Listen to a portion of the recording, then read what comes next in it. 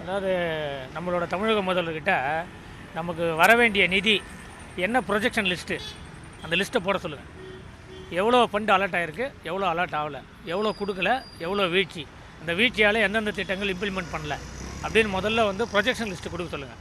Projection list மத்திய அரசுக்கு அமிச்சாங்கல்ல, அந்த லிஸ்ட்டு ரெண்டுத்தையும் ரெக்கன்சிலேட் பண்ண சொல்லுங்கள். ரெக்கன்சிலேட் பண்ணி எது வந்திருக்கு, எது வரல, திட்டங்கள் எது பாதிச்சிருக்கு, பாதிச்சதெல்லாம் யார் யார் பாதித்தாங்க அப்படின்ற டேட்டாவை முதல்ல வந்து அரசாணை வெளியிட சொல்லுங்கள்.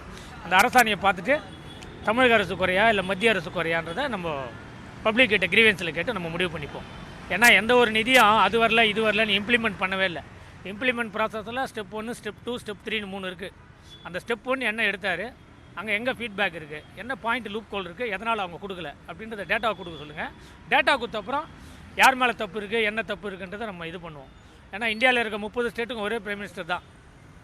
எந்த ஸ்டேட்டுக்கும் எனக்கு தெரிஞ்சு இது வரைக்கும் அவர் வந்து நல்ல விஷயங்கள் வர்றதுக்கு வந்து தடை இருந்ததாக வந்து டேட்டா இல்லை, அஃபிஷியலாக டேட்டா இல்லை. அந்த அஃபிஷியல் டேட்டா பார்த்தா தான் நம்ம கருத்தே கூற முடியும் சார். கல்வி உதவித்தொகை வழங்கலான்னு சொல்கிறாங்க. அதான் கல்வித்தொகை வழங்க சொல்கிறதெல்லாம் யூடியூப்லேயும் இதுலேயும் 2 நிமிஷம் டேட்டா ரீசார்ஜ் வரைக்கும் இருக்குது. அதுக்கப்புறம் தள்ளிட்டு அடுத்த சப்ஸ்கிரிப்ஷன் போயிடுறாங்க எல்லோரும். டேட்டாவை பற்றி ஃபுல் டேட்டா தெரிஞ்சவங்க யாரும் அஃபிஷியலாக ஒரு கவர்மெண்ட் அஃபிஷியலோ தமிழக அரசு மூலியமாகவோ எதுவும் டேட்டா பக்காவாக வரல சார். பக்காவாக வராமல் நம்ம வந்து இவங்க மேலே தப்பு அவங்க மேலே தப்புன்னு யாரையும் குறை சொல்ல விரும்பலை.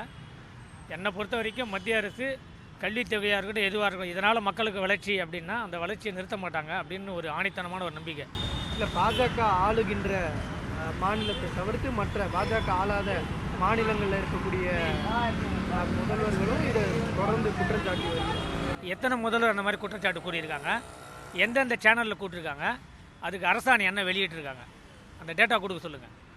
இந்த கல்வி திட்டங்கள் நான் இம்ப்ளிமெண்ட் பண்ணேன், இதுக்கு இவ்வளோ ஃபண்டு அலர்ட் ஆகிருக்கு, இந்த ஃபண்டில் இதில் மைனஸ் பாயிண்ட் இருக்குது, இவ்வளோ இருந்தால் நாங்கள் இவ்வளோ எக்ஸ்ட்ரா இம்ப்ளிமெண்ட் பண்ணுவோம், எக்ஸ்ட்ரா வந்து க்ரோத் இருக்கும் அந்த ஸ்டேட்டுக்கு அப்படின்றத டேட்டா கொடுக்க சொல்லுங்கள். அந்த டேட்டா இல்லாமல் நம்ம பாட்டுக்கு அங்கங்கே 10 நிமிஷம் அன்றைக்கி யூடியூப்பில் வர விஷயம் பாதி விஷயம் வந்து ஒரு கொஸ்டின் மார்க் தான்.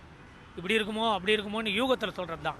யூகத்தை இம்ப்ளிமெண்ட் பண்ணோன்னா அரசாணை வெளியீடு பப்ளிக்காக 1 to 1 உட்காரு மத்திய அரசு கூட உட்காந்து எங்கே தப்பு நடக்குதுன்ட்டு இவங்க போய் அவங்கக்கிட்ட கேட்டால் தான் சார். எல்லாம் இணைஞ்சு பணியாட்டினா தான், 2 கை தட்டினா தான் சத்தம், புரியுதுங்களா? 2 கண் இருந்தால் தான் பார்வை, 2 கை இருந்தால் தான் வாழ்க்கை, 2 கால் இருந்தால் தான் நடக்க முடியும். அந்த மாதிரி மத்திய அரசு மாநில அரசு இணைந்து செயல்பட்டால் தான் ஒரு நாட்டோட வளர்ச்சி பாதையை கொண்டு போக முடியும். அந்த மாதிரி எங்கே இவங்க தப்பு பண்ணியிருக்காங்கன்றது இவங்களை நிரூபிக்க சொல்லுங்கள். அதுக்கப்புறம் மற்ற விஷயத்தை பேசுவோம்.